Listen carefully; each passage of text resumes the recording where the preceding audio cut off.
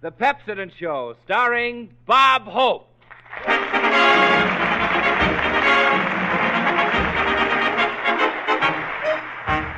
We're not one for bragging, but if your party's lagging, just remember where there's life you'll find Bob Hope. Thank you so much. How do you do, ladies and gentlemen? This is Bob, way out west Hope, who says if you want to be a Western pal to your gal, just say, listen, Sal, use Pepsodent, and you won't have empty molars in the old corral.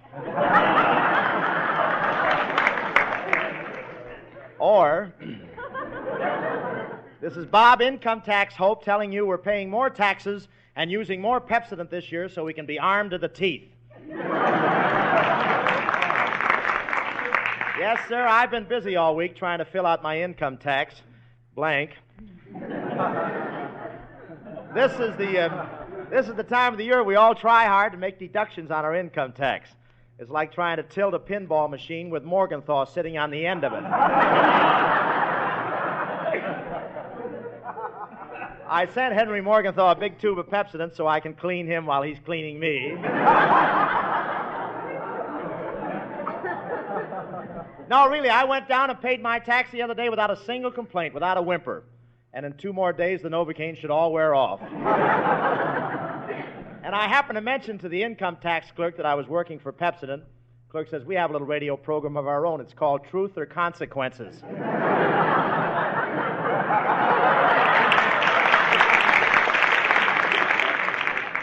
But when it comes to income tax, I'm lucky I'm living in California. Where else could I take off $5,000 for umbrellas?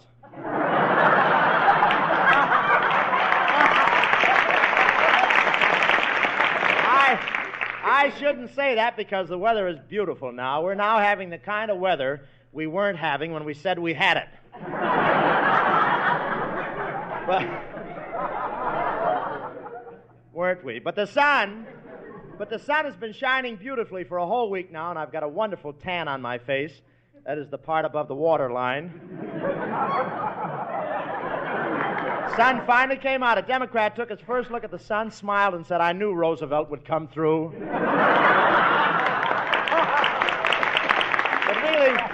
But really, it's amazing what happened on Sunset Boulevard. When the water finally went down, they found 2 taxis, 3 buses, and an octopus who'd taken a wrong turn at Redondo Beach.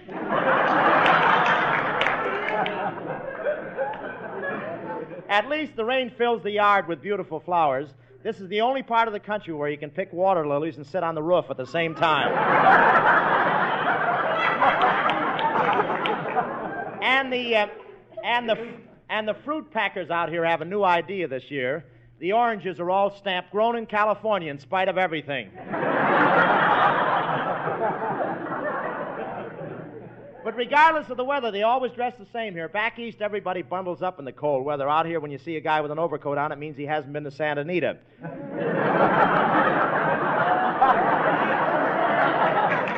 And it's wonderful the way you can pick oranges right off the trees out here. They told me at the hospital as they removed the buckshot.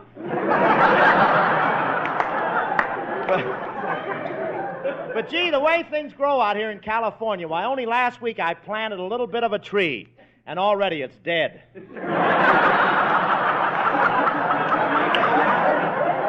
I want to tell you, and everything in California grows so fast. In fact, every time the stork delivers the baby, he throws in a package of blue blades. I'll be back. Every time the stork delivers the baby, he throws in a package of blue blades free.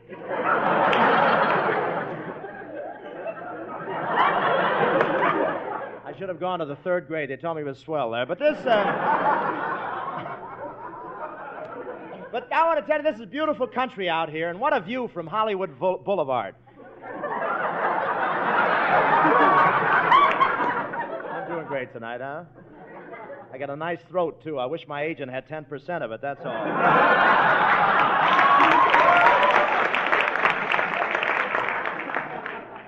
But what a beautiful view from Hollywood Boulevard.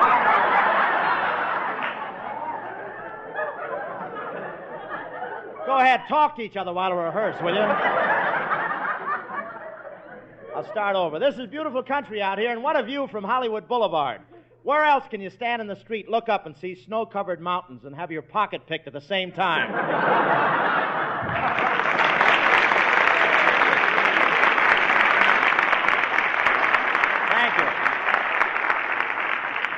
I'm glad it's over, too. Mr. Hope. Yes? Mr. Hope, I represent the Rainy Day Savings Association. Yeah, what do? Save them up and send them to Florida? Oh, no, you misunderstand, Mr. Hope. This is about money. Have you enough money put away for a big rain? No, but I've got quite a bit. I've got quite a bit. I say, have you enough money put away for Just read your lines. I'm lousy. Mr. Hope, I'm simply asking a very question.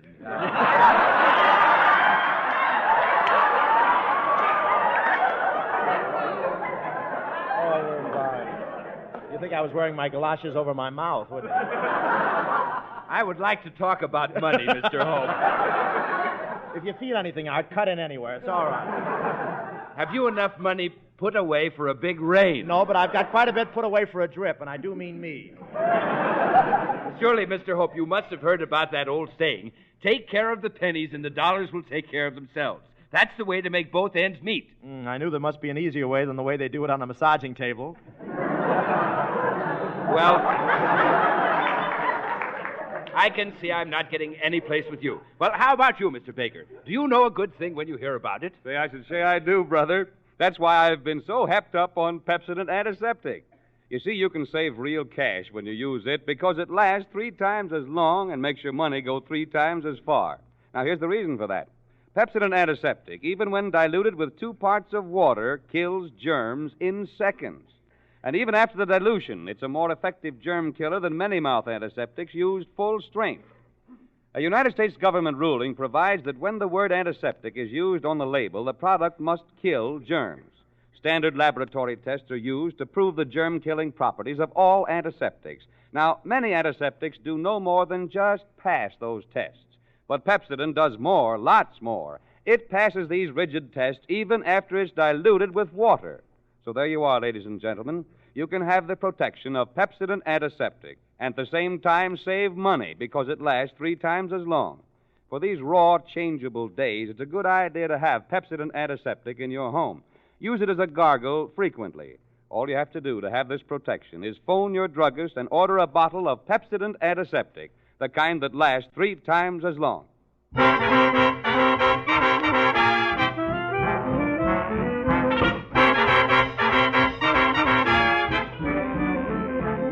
With a twist of the wrist, with your lips that insist, with that come hither look in your eye. Just when I think we through, you do magic and make me love you. At the drop of a hat, it's as easy as that, with the merest attempt to decide. When I'm sure you're untrue, you do magic and make me love you. Yes, I'm just, after all, at your beck and your call. Seems we'll never be for you and me all over. With a twist of the wrist, I'd be back on your list. It doesn't matter how hard I may try. How can I get away from your very persuasive allure? With a twist of the wrist, I'm yours.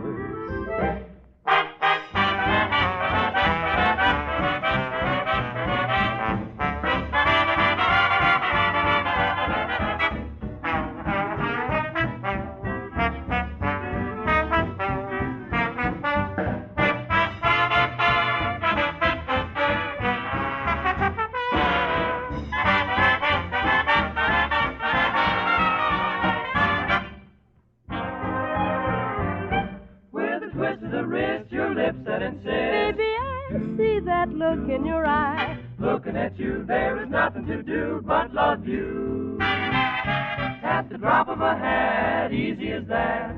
Stop that sighing. Never untrue, it's the magic of you. I love you. Yes, I'm just, after all, at your beck and your call. Seems 'twill never be for you and me all over. With a twist of the wrist, I'll be back on your list. Doesn't matter how hard I may try. How can I get away from your very persuasive allure? With a twist of the wrist, I'm yours. You ought to know I mean it. That's it, baby, I'm yours.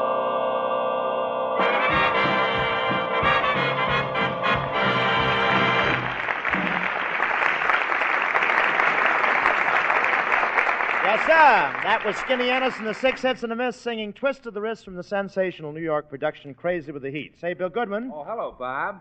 You know, Bob, it's kind of tough getting back to work after all the fun we had over there at Catalina Island. Oh, it sure is, Bill. When we got there, did you see those pretty girls in short bathing suits standing with the ocean in back of them? Oh, was that the ocean in back of them? Gee, what a place that Catalina is. And those girls over there are so young and fresh, you know, just like little buds. Yeah, I saw you trying to collect a corsage. Say, how big was that bathing suit your girl was wearing? Well, my girl's was even smaller.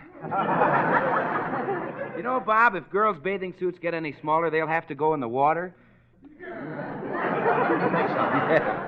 I thought it was darn nice of you, though, to take your girl on that swell boat trip to Catalina. Oh, it was nothing. Gee, she rows well, doesn't she?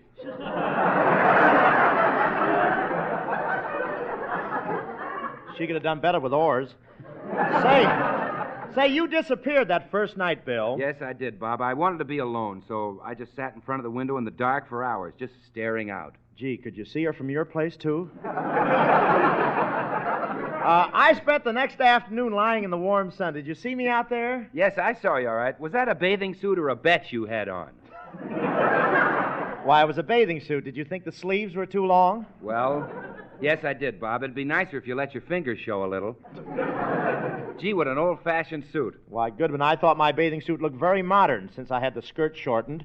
I think it looks better above the knees. Say, Bob, did you see Skinny Ennis in his bathing suit? He's thinner than I thought. Yeah, he's the only man I ever saw swim out of his bathing suit without touching the sides. Skinny Ennis made a big mistake, you know. He walked out on the shore and opened a big beach umbrella. It was too bad it was such a windy day. Yeah, but I hear he made a wonderful landing at the Union Airport. Say, by the way, did you see me swim underwater, Bob? Yeah, you were good at swimming underwater. Where'd you learn to grab your nose and hold it so long? I've been on this program 3 years, and he asked me a question like that.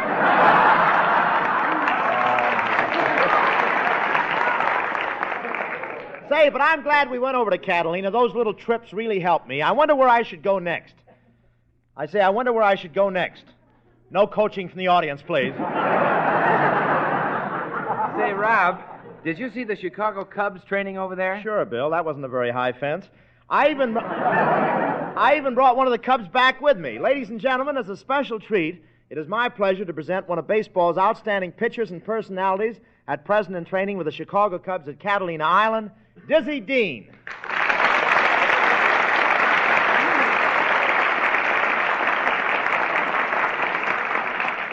Thanks, Bob.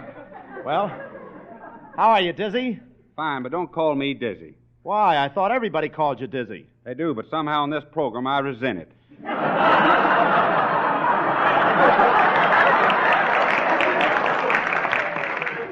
You see, it's only my bullpen name.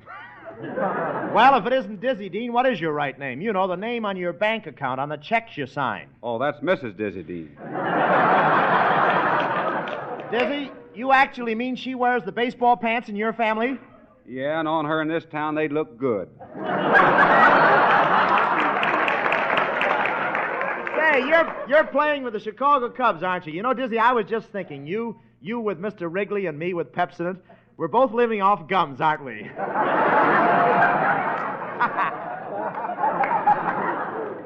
Tell me, does Mr. Wrigley make you work during the off-season? Does he? Bob, you know those three little green men that dance around advertising his gum? Why, yes. Well, this winter there were 4 of us.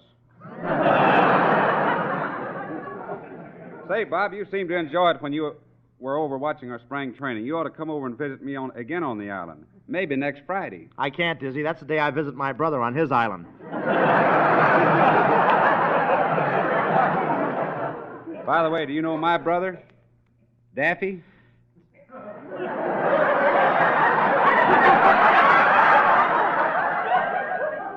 What do you do? Use your own punctuation?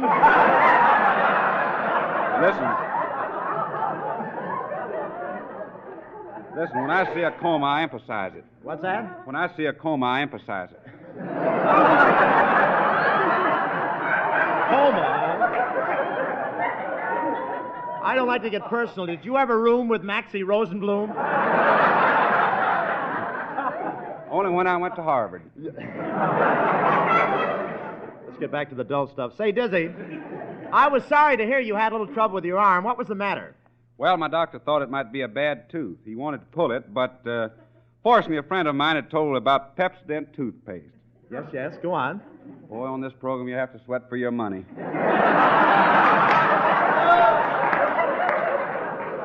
Well, listen to this. I know a lot about baseball myself. When I was a kid, I used to pitch for the Eagle Knob Skunks. Remember that time I met you? I was with the Skunks then, and you helped me quite a bit. Shucks, Bob, that was nothing. Anybody could have told you about Lady Esther. Well, when I played ball in those days, I used to have trouble with my batting. I'd always swing and miss. Didn't you ever connect? Yeah, one day I hit a long drive to the outfield. I slid in the first, then I slid in the second, then I slid in the third, then I slid into second. What'd you go back to second for? My pants. I got to be a pretty good batter, though. One thing those pitchers couldn't do was scare me away from the plate. I remember one fella threw a ball straight at my head. What happened, Bob? I heard a rhapsody. Say, Dizzy, while you're here in Hollywood, is there anything I can do for you? There sure is, Bob. I'd really like to meet Hedy Lamarr. Hedy Lamarr, huh? Well, take a train to Kansas City, Diz. The line starts there. I've been meaning to ask you, Bob, what's all this I hear about Hollywood wolves? Oh, that's just a guy that likes to walk down Hollywood Boulevard and look at all the pretty girls and wants to talk to them and get to know them. Oh, well, I'll be darned. I'm a wolf. You know, Diz, you'd be pretty popular with the girls if you were as big and strong as I am. Are you kidding? Wait a minute, Dizzy. I think I'm as strong as you are. Let's shake hands and see who has the strongest grip. All right. Put your hand in mine. Now squeeze.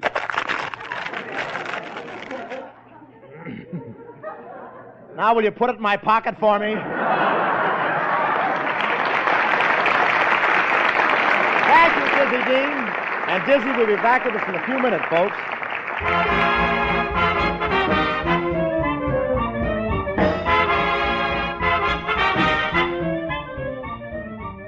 And now a funny little story about a funny little fellow whose name was Alexander. The Six Hits and the Miss Pauline, Professor Colonna, Bill Goodman, Brendan Cabina, and Skinny Ennis's orchestra will help me tell you about Alexander the Swoosh.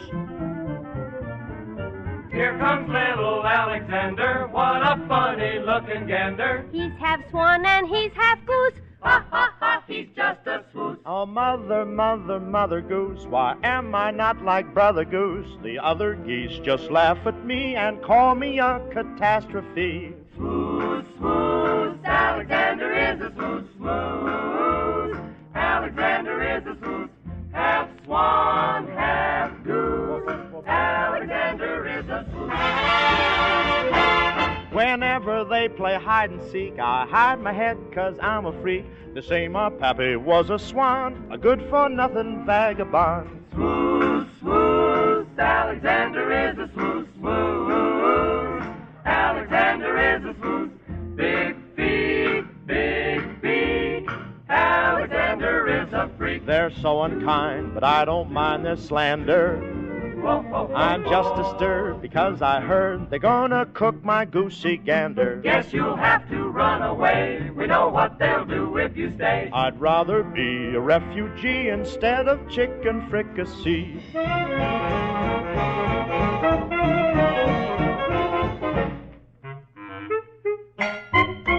Swan, swan, Alec is a half a swan. Swan, swan, Alec is a half a swan. What would I be if my father were a gopher and my mother had been a raccoon? Now, let me see, Cabina. Half gopher and half raccoon? Gosh, that makes me a goon. Check.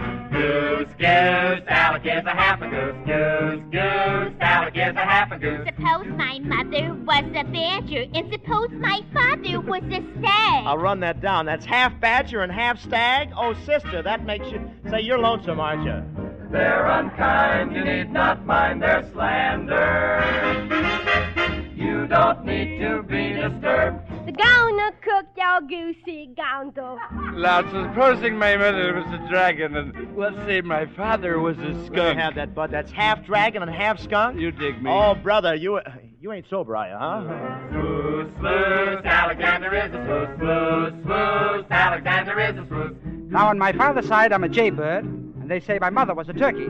I died very young. Oh, no kidding. Half jaybird and half turkey? Oh, that doesn't make me very perky, does it? That's our lesson for today. Teacher, can't we go and play? Yeah, but look, what's half swan and half a goose? We don't know. Oh, what's the use?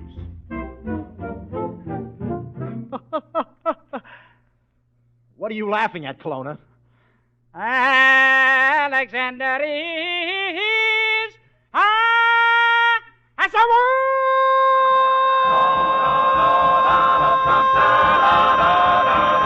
Alexander is a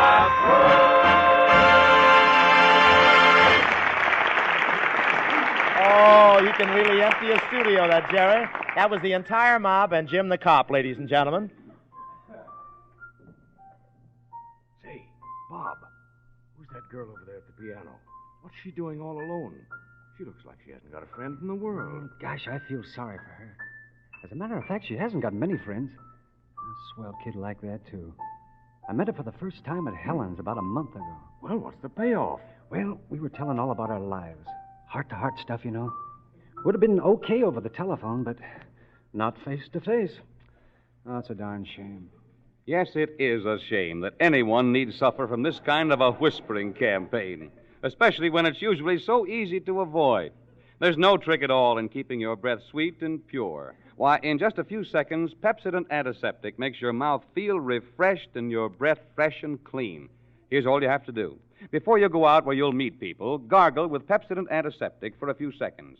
It gives 3 times as much safe breath protection because even when it's diluted with 2 parts of water, it's still an effective antiseptic. And you can see what this means in money saving. Because it lasts 3 times as long, it makes your money go 3 times as far. Now, don't run the risk of offending when it's so easy to guard against it. Just keep a bottle of Pepsodent Antiseptic handy as your breath insurance. Get a bottle tonight at any drug counter.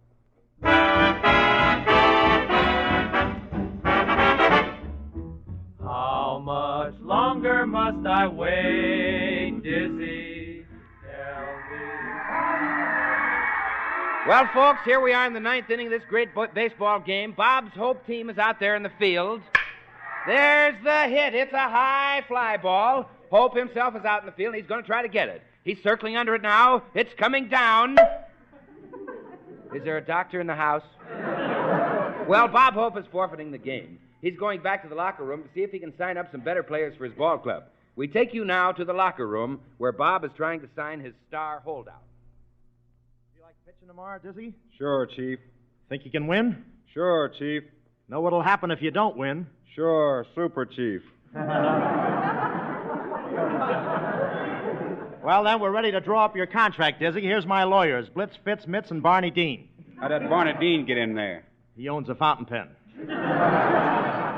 Now, Dizzy, if you'll just sign this. Now, wait a minute. I won't sign this baseball contract, Hope. I don't like it. Why, there's nothing wrong with that contract. I copied it right from the one Paramount gave me. That's what I don't like about it. Why should I have to carry out the garbage?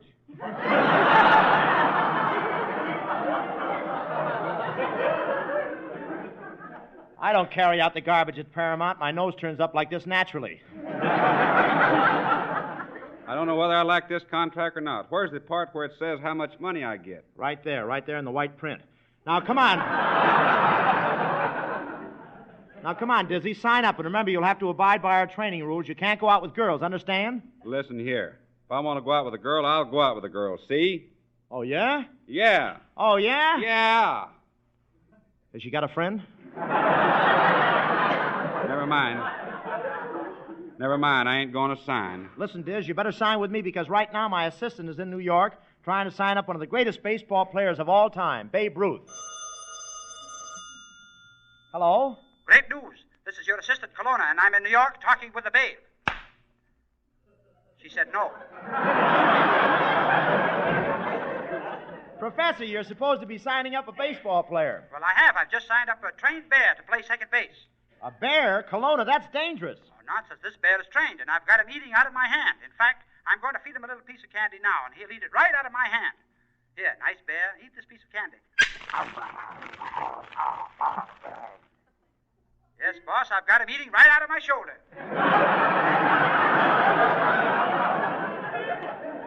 Kelowna, how do you always get into foolish predicaments?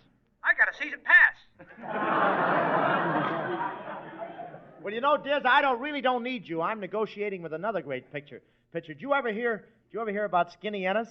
Sure, I know all about Skinny Ennis. Isn't it a shame? I'll get it, Diz. Hello, Hope's Pepsodent Polecats. Our catcher's sly, our pitcher's mysterious, and we expect to win the World Series.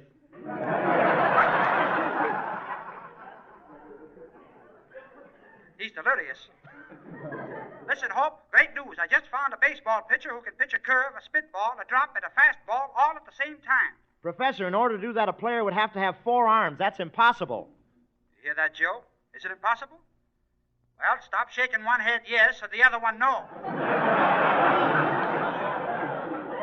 Professor, you signed up a baseball player who has 2 heads and 4 arms? Yes, 2 arms face one way and 2 arms face the other way. It's wonderful. What's so wonderful about it? He can scratch himself any place. Kelowna, you irk me. No, you irk me. You're a bigger irk. Say, Diz, look out the window. Here come the pitcher and catcher Kelowna signed up for me yesterday. Let's listen to what they're saying. Brenda, what is it, Cobina? Isn't it swell us being baseball players? Yeah, but you take the game too seriously. What an argument you gave that umpire because you didn't like his decision. Oh, I didn't mind his decision, but I got awful sore when he dusted home plate with my hair. Yeah, at least he should have taken it off your head first. Cobina, do you really like being a baseball player? Sure. Oh, I haven't had so much fun since I was in Seattle during the blackout. Oh, gosh, baseball players are so romantic. I was out with a baseball player once. He was with the Yankees. With the Yankees? Where'd you meet him? Walking through Central Park? No, marching through Georgia. Say, you went out with a baseball player from the house of David, didn't you? Yeah. He had a great big bushy beard all over his face. Did you neck with him? Yeah. It's the first time I ever kissed a guy and had 2 helpings of shredded wheat. Oh, you know, every time I wanted to kiss him, he'd cry so hard tears rolled into his beard. Well, what did you do when you wanted him to kiss you? Oh, I'd just say, shoot the shrubbery to me, blubbery. Oh, come on. Here's Bobsy's office. Let's go in. Hello, Bobsy. Oh, hello, girls. And when I call you that, I'm spreading propaganda. Hey, what is this? Oh, Dizzy, let me introduce you formally. These are Brenda and Cabina. Hello. Nice to meet all the DiMaggio boys. Say, Dizzy, just put your arms around my neck and show me how to play baseball. Come on, put your arms around my neck. Wait a minute. Wait a minute. That's not baseball. Every game I try to play, some wise guy's got to umpire. Oh, now get out of here. I've got to talk to Diz. Say, Diz, now that I see what kind of baseball players Kelowna sent me, there's nothing I can do but hire you at whatever salary you want. It's my only chance. Well, Bob, I'll sign, but only if you give me a salary of $50,000 and 10% at the gate on weekdays and 15% on Sundays. Okay. Gosh, Bobsy, how are you going to figure that out? Oh, don't worry, Cabina. I've got this automatic adding, subtracting, and multiplying machine here. It'll add up those figures in a jiffy, and I'll finally have Dizzy signed. Here goes. I press the button on the adding machine.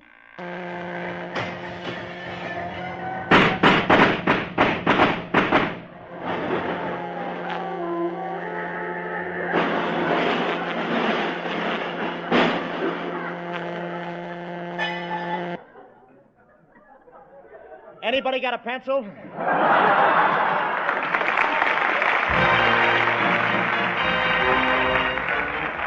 night, ladies and gentlemen. Next week, we're going to have a big show because we're going to have the groaner, old Bing, back here. And we're really going to do a little road of some kind. I don't know. But Bing Crosby will be here next week and the regular gang. Good night. Don't forget next week, ladies and gentlemen, Bing Crosby and Bob Hope. This is Bill Goodwin saying goodnight for Pepsodent. This is the National Broadcasting Company.